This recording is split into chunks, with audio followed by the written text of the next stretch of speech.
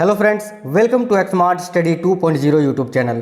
तो साथियों, आज सामान्य अध्ययन का क्लास करेंगे, यानी जीके जीएस के टॉप 100 क्वेश्चंस करेंगे। और ये वो क्वेश्चन है जो कि परीक्षाओं में बार बार पूछा जाता है, तो अंत तक देखना है बिना स्किप किए हुए।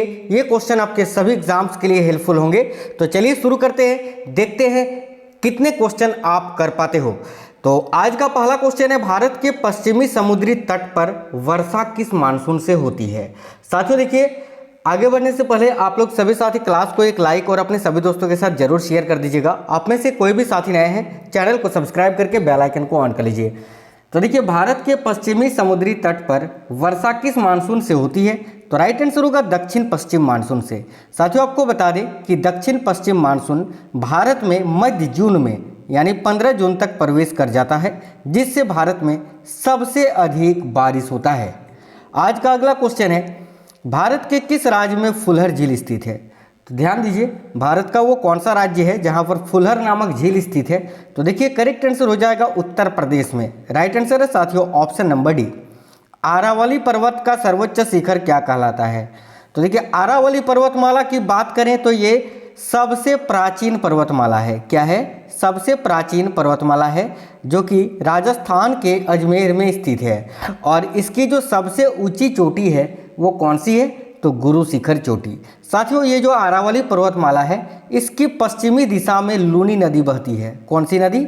लूनी नदी, जो कि गुजरात के यानी सौराष्ट्र गुजरात में जाकर कच्छ के रण में लुप्त हो जाती है। ठीक है, अगला क्वेश्चन है, भारत में तंबाकू का सर्वाधिक उत्पादन करने वाला राज्य कौन सा है।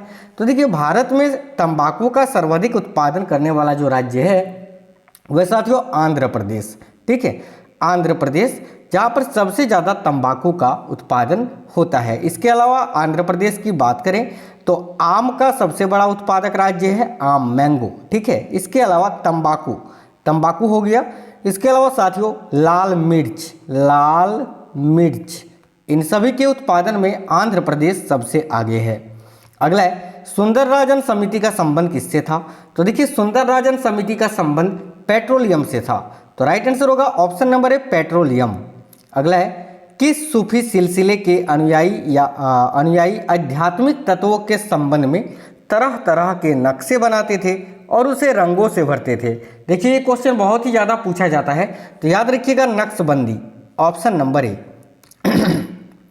देखिए, भारतीय संविधान के निम्नोक्त भागों में से किस एक में न्यायपालिका तथा कार्यपालिका के पार्थक्य का प्रावधान है। तो राइट आंसर हो जाएगा, याद रखिए, राज्य के नीति निर्देशक तत्वों में। क्वेश्चन में बोला गया है भारतीय संविधान के निम्नोक्त भागों में से किस एक में न्यायपालिका तथा कार्यपालिका के पार्थक्य का प्रावधान है। तो राज्य के नीति निर्देशक तत्वों में। साथियों, नीति निर्देशक तत्वों की बात करें तो ये संविधान के भाग 4 में है। और अनुच्छेद अगर आपसे पूछे तो अनुच्छेद 36 से 51 में राज्य के नीति निर्देशक तत्वों के बारे में बताया गया है। और अगर आपसे पूछे राज्य के नीति निर्देशक सिद्धांत किस देश के संविधान से लिया गया है, तो याद रखिएगा आयरलैंड के। अगला है, चोलकालीन तमिल के त्रिरत्न में क्या शामिल नहीं है। तो देखिए, चोलकालीन त्रिरत्न में कंबन, कुट्टन, पुगलेंदी, ये तीनों ही शामिल हैं, लेकिन जायगोंदर शामिल नहीं है। तो राइट आएगा ऑप्शन नंबर डी। अगला है, भारतीय संविधान के किस अनुच्छेद द्वारा निम्न दुर्बल वर्गों को शिक्षा संबंधी सुरक्षा प्रदान की गई है। तो याद रखिए, यह भी राज्य के नीति निर्देशक तत्वों के अंतर्गत आता है, और इसका राइट आंसर हो जाएगा अनुच्छेद 46 के अंतर्गत, ऑप्शन नंबर बी। दोषपूर्ण ईंधन पंप गास्केट को बदलने के लिए भारत की प्रमुख ऑटोमोबाइल कंपनी मारुति सुजुकी ने कौन सा खराब मॉडल मंगाया था। तो देखिए, करेक्ट होगा मारुति ए स्टार। याद रखिए ऑप्शन नंबर बी। संविधान सभा में सभी निर्णय किस आधार पर लिए गए थे। तो याद रखिएगा साथियों, संविधान सभा में सभी निर्णय सहमति और समायोजन से लिए गए थे। ऑप्शन नंबर डी करेक्ट है। किस राजा के शासनकाल में ईसाई धर्म प्रचारक सेंट थॉमस भारत आया था। तो गोंदोफिरनस के समय में, याद रखिए, गोंदोफिरनस के शासनकाल में ईसाई धर्म प्रचारक जो है सेंट थॉमस, ये भारत आया था। याद रखिएगा। अगला है, निम्नलिखित में से एक भारतीय मौद्रिक नीति के बारे में निर्णय लेता है, यानी भारतीय मौद्रिक नीति के बारे में निर्णय कौन लेता है। तो भारतीय रिजर्व बैंक लेता है, RBI, reserve bank of India, जो कि भारत का केंद्रीय बैंक है। अगला है, राष्ट्रपति द्वारा संसद के दोनों सदनों के लिए कुल कितने सदस्यों को नामित किया जा सकता था? तो पहले तो 14 सदस्यों को नामित किया जाता था, यानी 2 एंग्लो इंडियंस लोकसभा में और राज्यसभा में 12। लेकिन ये जो 2 एंग्लो इंडियंस है इसको अभी पेश नहीं किया जाता है, यह प्रावधान हटा दिया गया है। तो याद रखिएगा, अभी केवल राज्यसभा में 12 सदस्यों को ही नामित किया जाता है। अगला है, निम्नलिखित में से कौन अपने आप को बुतकेसिन कहता था? बुतकेसिन का अर्थ होता था मूर्ति भंजक। तो याद रखिएगा साथियों, महमूद गजनवी ऑप्शन नंबर है। देखिए, महमूद गजनवी ने भारत पर कुल मिलाकर 17 बार आक्रमण किया था और सन 1025 ईस्वी में इन्होंने गुजरात के सोमनाथ मंदिर को भी लूटा था। अगला है, महमूद गजनवी के आक्रमण के परिणाम स्वरूप कौन सा शहर फारसी संस्कृति का केंद्र बन गया? तो याद रखिएगा, राइट आंसर आएगा लाहौर। यानी महमूद गजनवी ने जब आक्रमण किया उसके बाद जो है लाहौर फारसी संस्कृति का केंद्र बन गया था। अगला है, यज्ञ संबंधी विधि विधानों का पता कहाँ से चलता है? सिंपल सा क्वेश्चन है, करेक्ट आंसर आएगा यजुर्वेद से, ऑप्शन नंबर डी। भारत में दार्शनिक मुद्रा प्रणाली कब शुरू की गई थी? तो याद रखिएगा, भारत में दार्शनिक मुद्रा प्रणाली की शुरुआत हुई थी वर्ष 1957 में, ऑप्शन नंबर सी।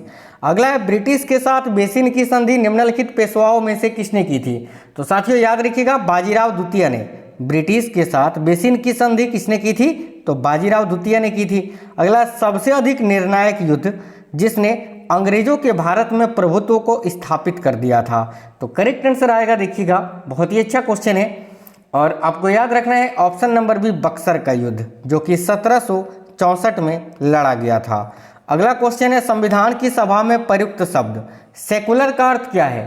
तो याद रखिएगा, संविधान की सभा में प्रयुक्त शब्द सेकुलर का अर्थ होता है सभी नागरिकों को धर्म एवं उपासना की स्वतंत्रता। अगला है, किस सुल्तान के काल में खालसा भूमि अधिक पैमाने पर विकसित हुई थी? तो याद रखिएगा, अलाउद्दीन खिलजी के समय में, ऑप्शन नंबर बी। किस वर्ष नाबार्ड की स्थापना हुई थी? तो देखिए, नाबार्ड की स्थापना 1982 में हुई थी। इसका हेडक्वार्टर मुंबई में स्थित है, याद रखिएगा मुंबई में। चलिए नेक्स्ट क्वेश्चन देखते हैं, पुरापाषाण काल में आदि मानव के मनोरंजन के साधन क्या थे?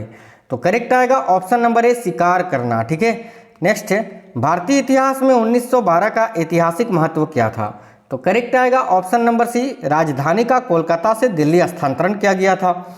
निम्नलिखित में से कौन सा नेता कांग्रेस के गर्म दल से संबंधित था? यानी इनमें से कांग्रेस के गर्म दल के नेता कौन थे? तो देखिए, Aurobindo Ghosh, option number A correct होगा। अरविंद घोष कांग्रेस के गर्म दल के नेता थे। नेक्स्ट है, सैयद बंधुओं ने मराठों के सहयोग से किस मुगल सम्राट को सत्याच्युत कर हत्या कर दी थी? तो करेक्ट आएगा फर्रुख होशियार का। ठीक है, सैयद बंधुओं ने मराठों के सहयोग से मुगल सम्राट फर्रुख होशियार को उनके पद से हटाकर उनकी हत्या कर दी थी। भारत भारती के रचनाकार कौन है? तो याद रखिएगा साथियों, देखिए बहुत ज़्यादा पूछा जाता है। भारत भारती के रचनाकार है Maithili Sharan Gupt, option number D. Mahavir का मूल नाम क्या था? देखिए, महावीर जो कि जैन धर्म के 24वें व अंतिम तीर्थंकर हुए थे और इनका मूल नाम पूछा है, याद रखिएगा वर्धमान था, ऑप्शन नंबर सी वर्धमान। 44वें संविधान संशोधन अधिनियम द्वारा किस मौलिक अधिकार को सामान्य वैधानिक अधिकार बना दिया गया था? तो करेक्ट आएगा संपत्ति के अधिकार को। देखिए, संपत्ति का अधिकार वर्तमान में अनुच्छेद 300 का क में है। ठीक है, इसको 42वें संविधान संशोधन अधिनियम 1978 के द्वारा मौलिक अधिकार से हटाकर वैधानिक अधिकार यानी कानूनी अधिकार बना दिया गया था। नेक्स्ट है, राज्यसभा की प्रथम बैठक कब हुई थी? तो राइट आंसर है 13 अप्रैल सन 1952 को, ऑप्शन नंबर डी करेक्ट आएगा। मदुरा का मीनाक्षी मंदिर का निर्माण किसने कराया था?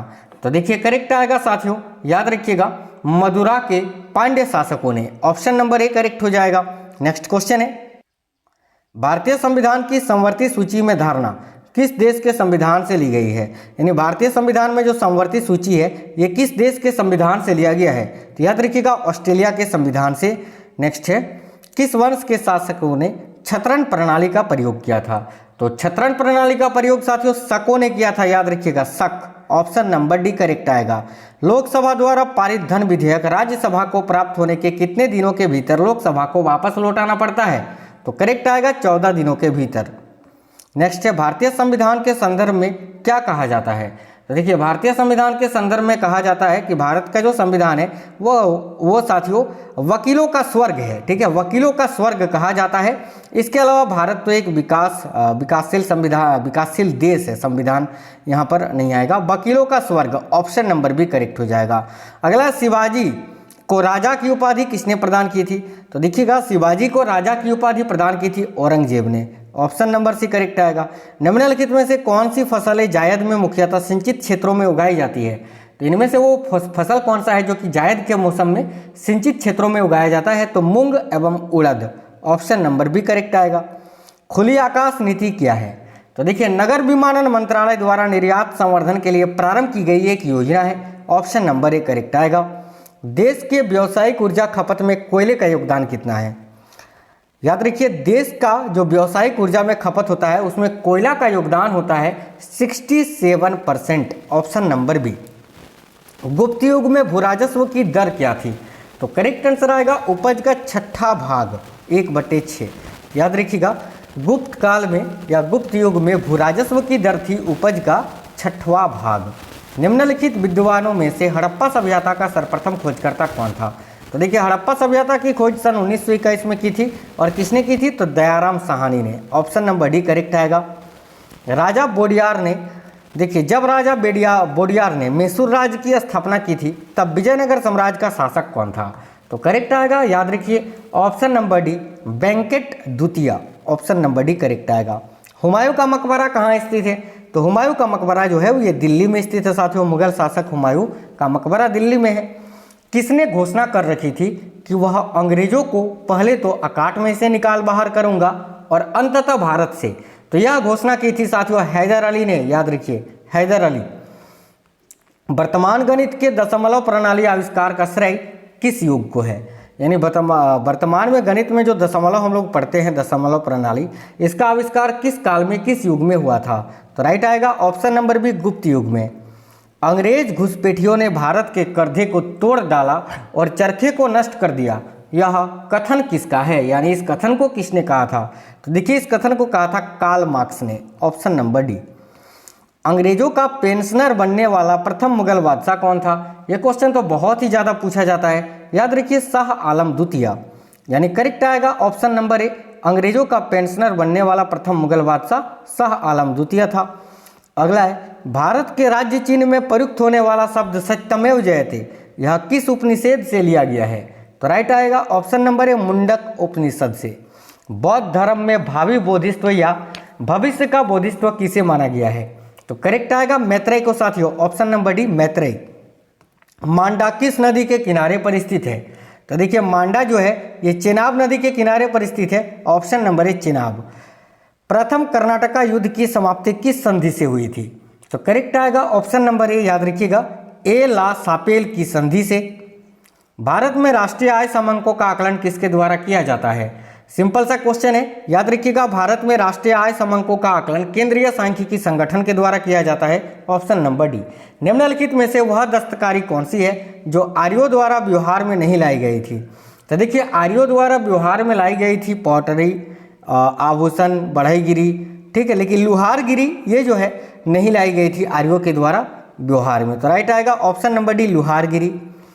स्ट्रेबो के अनुसार संगम युग के किस वंश के शासक ने रोमन सम्राट ऑगस्टस के दरबार में 20 ईस्वी पूर्व के लगभग अपना एक दूत भेजा था? तो याद रखिएगा किसके अनुसार? स्ट्रेबो के अनुसार संगम युग के किस वंश के शासक ने? तो याद रखिएगा साथियों पांड्य नरेश ने। राइट आएगा ऑप्शन नंबर ए। भारत में सरकार संसदीय प्रणाली कहाँ से ग्रहण किया गया है? तो देखिए संसदीय प्रणाली ये ब्रिटिश संविधान से ग्रहण किया गया है। अगला है भारतीय संविधान कैसा है?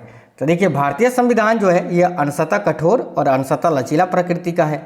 अगला है महमूद गजनवी ने कौन से उपाधि धारण किए थे? तो देखिए करेक्ट आएगा ऑप्शन नंबर सी 1 और 2 दोनों। यामीन उद दौला, इसका अर्थ होता था साम्राज्य का दाहिना हाथ। एक होता था अमीन उल मिल्लत यानी मुसलमानों का संरक्षक। याद रखिएगा ये 2 उपाधि जो है महमूद गजनवी ने धारण किया था। कौन सा मुगल शासक था जिसने कुषाण साम्राज्य के पतन के बाद भारतीय साम्राज्य में काबुल व कंधार को शामिल किया था? तो करेक्ट आएगा बाबर ने। चलिए अगला है चोलों द्वारा किसके साथ घनिष्ठ राजनीतिक तथा वैवाहिक संबंध स्थापित किया गया? तो देखिए चोलों द्वारा किसके साथ घनिष्ठ राजनीतिक तथा वैवाहिक संबंध स्थापित किए गए थे? तो बेंगी के चालुक्यों के साथ। ऑप्शन नंबर ए। किस पुर्तगाली गवर्नर ने नीले पानी की नीति अपनाई थी? तो करेक्ट आएगा साथियों फ्रांसिस्को डी अल्मोड़ा ने, जो कि भारत में फ्रांसीसियों का पहला गवर्नर बना था। ठीक है, अगला है चैतन्य महाप्रभु का जन्म स्थल, यानी चैतन्य महाप्रभु का जन्म कहाँ हुआ था?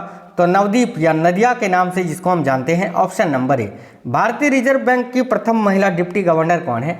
तो देखिए भारतीय रिजर्व बैंक की प्रथम महिला डिप्टी गवर्नर कौन है? तो KJ Udesi, option number B correct आएगा। नागरिकता प्राप्त करने के लिए शर्तें निर्धारित करने वाला सक्षम निकाय कौन सा है? तो करेक्ट आएगा संसद। याद रखिए नागरिकता के बारे में भारतीय संविधान के अनुच्छेद 5 से 11 में बताया गया है। प्रसिद्ध मुस्लिम शासिका चांद बीबी जिसने बरार को अकबर को सौंपा, निम्नलिखित में से किस राज्य से संबंधित थी? तो राइट आंसर आएगा अहमदनगर से, ऑप्शन नंबर सी। ऋग्वेदिक काल के सबसे प्रधान देवता की पहचान करें जिसकी स्तुति 250 सूक्तों की रचना की गई थी। तो करेक्ट आएगा साथियों इंद्र की, ऑप्शन नंबर ए। हंटर आयोग की नियुक्ति की गई थी किसके बाद? तो देखिए हंटर आयोग को नियुक्त किया गया था जलियांवाला बाग हत्याकांड की जांच के लिए। तो राइट आएगा option number B Jallianwala Bagh हत्याकांड, जो कि 13 अप्रैल सन 1919 को हुआ था पंजाब के अमृतसर में। मुगलों ने नवरोज या नौरोज त्योहार किससे लिया था? तो करेक्ट आएगा ऑप्शन नंबर ए पारसियों से, याद रखिएगा। अगला है नीली क्रांति किससे संबंधित है? तो देखिए नीली क्रांति का संबंध साथियों मत्स्य उत्पादन से, ऑप्शन नंबर सी। निम्नलिखित में से कौन सा भारत नेपाल सहयोग परियोजना के अंतर्गत नहीं आता है? तो देखिए भारत नेपाल सहयोग परियोजना के अंतर्गत इनमें से एक नहीं आता है, 3 तो आता है, जैसे कि शारदा बांध परियोजना ये तो आता ही है, दनकपुर बांध परियोजना ये भी आता है, पंचेश्वर परियोजना ये भी आता है, चूखा परियोजना ये नहीं आता है, तो ऑप्शन नंबर डी करेक्ट हो जाएगा। निम्नलिखित में से किस राज्य की सीमा से राजस्थान सटा हुआ नहीं है? तो देखिए राजस्थान इनमें से किस राज्य की सीमा से सटा हुआ नहीं है? तो गुजरात से तो सटा हुआ है ही है, ठीक है, हरियाणा से भी है, उत्तर प्रदेश से भी है, महाराष्ट्र से नहीं है, तो ऑप्शन नंबर भी करेक्ट होगा। इन पश्चिम वाहिनी नदियों में से कौन 2 पर्वत श्रेणियों के बीच बहती है? यानी पश्चिम में बहने वाली नदियाँ कौन सी हैं जो 2 पर्वत श्रेणियों के बीच से होकर बहती है? तो राइट होगा नर्मदा ये सतपुड़ा और विंध्याचल पर्वत श्रेणी के बीच से होकर बहती है, ऑप्शन नंबर बी। भारत में किस जलप्रपात को लोकप्रिय रूप से नियाग्रा जलप्रपात के तौर पर जाना जाता है? तो करेक्ट आएगा साथियों उत्तर प्रदेश के चित्रकूट जलप्रपात को, ऑप्शन नंबर बी। निम्न में से किन पहाड़ियों पर उष्णकटिबंधीय सदाबहार वन पाए जाते हैं? तो देखिएगा करेक्ट होगा नीलगिरी की पहाड़ियों में साथियों, करेक्ट आएगा ऑप्शन नंबर ए नीलगिरी की पहाड़ियाँ। निम्नांकित में से कौन खरीफ की फसल नहीं है? तो देखिए खरीफ फसल आपका यहाँ चावल भी है, गन्ना भी है, कपास भी है, गेहूं नहीं है क्योंकि गेहूं तो रबी फसल है, ठीक है, तो ऑप्शन नंबर बी करेक्ट हो जाएगा। अगला जवाहर सुरंग नाम किस प्राकृतिक पर्वतीय दर्रे को दिया गया है? यानी जवाहर सुरंग इनमें से किस दर्रे को दिया गया नाम है? तो बर्निहाल दर्रे को, याद रखिए ऑप्शन नंबर सी। मध्य प्रदेश का शिवपुरी राष्ट्रीय पार्क किसके लिए महत्वपूर्ण है? तो करेक्ट आएगा बाघ और हाथी के लिए, ऑप्शन नंबर ए। देखिए निम्नलिखित राज्यों में से कौन सा राज्य 3 तरफ से बांग्लादेश से घिरा हुआ है? तो करेक्ट आएगा त्रिपुरा, जो तीन ओर से बांग्लादेश से घिरा हुआ है, याद रखिए। प्रसिद्ध कवि अमीर खुसरो किसके दरबार में रहे थे? तो याद रखिएगा प्रसिद्ध कवि अमीर खुसरो जो हैं ये किसके दरबार में थे? तो अलाउद्दीन खिलजी के दरबार में थे, ऑप्शन नंबर ए करेक्ट आएगा साथियों। अगला है चौरी चौरा नामक प्रसिद्ध स्थल कहाँ है? तो याद रखिए चौरी चौरा नामक प्रसिद्ध स्थल ये गोरखपुर में स्थित है, उत्तर प्रदेश में। चौरी चौरा कांड जो कि याद रखिए 1922 में घटित हुआ था, 1922 में। अगला क्वेश्चन है वर्तमान समय में भारतीय संविधान के अंतर्गत संपत्ति का अधिकार कौन सा अधिकार है? अभी मैंने आपको बताया साथियों वैधानिक अधिकार है। अगला क्वेश्चन है 6 वर्ष की आयु से 14 वर्ष की आयु के बीच के सभी बच्चों को शिक्षा का अधिकार किस प्रकार का अधिकार है? तो देखिए राइट आंसर आएगा ऑप्शन नंबर ए मूल अधिकार है। नेक्स्ट है नीति निर्देशक तत्वों का महत्व किसके लिए है? तो करेक्ट आएगा ऑप्शन नंबर बी राज्य के लिए। अगला है भारत के किस राज्य में समान नागरिक संहिता लागू है? तो करेक्ट आएगा ऑप्शन नंबर ए गोवा में। राज्य के नीति निर्देशक सिद्धांतों में किस अनुच्छेद का संबंध अंतर्राष्ट्रीय शांति और सुरक्षा के संवर्धन से है? तो याद रखिएगा अनुच्छेद 51 का। अगला है संसद को भंग करने के लिए कौन सक्षम है? तो करेक्ट आएगा साथियों राष्ट्रपति, ऑप्शन नंबर बी। चलिए अगला क्वेश्चन है, भारत की पार्लियामेंट का उद्घाटन कब हुआ था? तो देखिए भारत में सबसे पहले पार्लियामेंट का उद्घाटन हुआ था 1927 में। ऑप्शन नंबर डी करेक्ट आएगा। राष्ट्रपति पद्धति में समस्त कार्यपालिका की शक्तियां किसमें निहित होती हैं? तो करेक्ट आएगा देखिए राष्ट्रपति में, है ना। राष्ट्रपति पद्धति में समस्त कार्यपालिका शक्ति ये राष्ट्रपति में ही निहित होती है। राष्ट्रपति पद के चुनाव से संबंधी विवाद को किसे निर्देशित किया जाता है? तो याद रखिएगा उच्चतम न्यायालय को। Option number D. राष्ट्रपति का रिक्त स्थान भर लिया जाना चाहिए कितने दिन के अंदर? तो करेक्ट आएगा बिल्कुल 6 माह के अंदर। ऑप्शन नंबर बी सिंपल सा क्वेश्चन है। भारत में राष्ट्रपति राज्यसभा के कितने सदस्यों को मनोनीत कर सकता है? तो 12 सदस्यों को। नेक्स्ट है, भारत के पहले राष्ट्रपति के रूप में डॉक्टर राजेंद्र प्रसाद का चुनाव किया गया था किसके द्वारा? तो संविधान सभा के द्वारा। अगला है, कौन सा वायु प्रदूषक दिल्ली में मोटरों से नहीं निकलता है? तो देखिए दिल्ली में मोटरों से कौन सा वायु प्रदूषक नहीं निकलता है? तो carbon monoxide. Option number D. विनाइट्रोजनीकरण पर उत्पन्न दृश्य गैस किसकी क्रिया से उत्पन्न होती है? तो देखिएगा इसका राइट आंसर हो जाएगा राइजोबियम स्पीसीज से। Option number D. संविधान का वह कौन सा भाग है जो संविधान के निर्माताओं के मस्तिष्क और उद्देश्यों को प्रतिबिंबित करता है? तो साथियों राइट आएगा राज्य के नीति निर्देशक सिद्धांत। ऑप्शन नंबर ए। भारत में संघ राज्यों का प्रशासक होता है किसके द्वारा? तो करेक्ट आएगा भारत के राष्ट्रपति के द्वारा। अगला है, भारत को या भारतीय को वर्ष 1947 में सार्वभौम सत्ता सौंपने की योजना निम्न में से किस नाम से जानी गई? तो देखिए राइट आएगा माउंटबेटन योजना के नाम से। संविधान सभा के अस्थायी अध्यक्ष कौन थे? तो करेक्ट आएगा Sachchidanand Sinha ji. Option number C. सबसे कम उम्र में प्रधानमंत्री पद पर आसीन होने वाले व्यक्ति कौन है? तो इसका राइट आंसर हो जाएगा आपका राजीव गांधी। अंतिम क्वेश्चन है क्लास का, राज्यसभा के लिए नामित प्रथम फिल्म अभिनेत्री कौन थी? तो देखिएगा राज्यसभा के लिए नामित प्रथम फिल्म अभिनेत्री कौन थी? तो Nargis Dutt. Option number A. साथियों आज का क्लास मैंने बिल्कुल ही सुपरफास्ट कराया है। ये क्वेश्चंस बहुत ही ज़्यादा इंपॉर्टेंट थे। आपको क्लास कैसा लगा है आप हमें जरूर बताइएगा कमेंट बॉक्स में। क्लास को लाइक और अपने सभी दोस्तों के साथ जरूर शेयर कर दीजिएगा। चलिए फिर मिलते हैं आपसे नेक्स्ट क्लास में, तब तक के लिए जय हिंद साथियों, वंदे मातरम।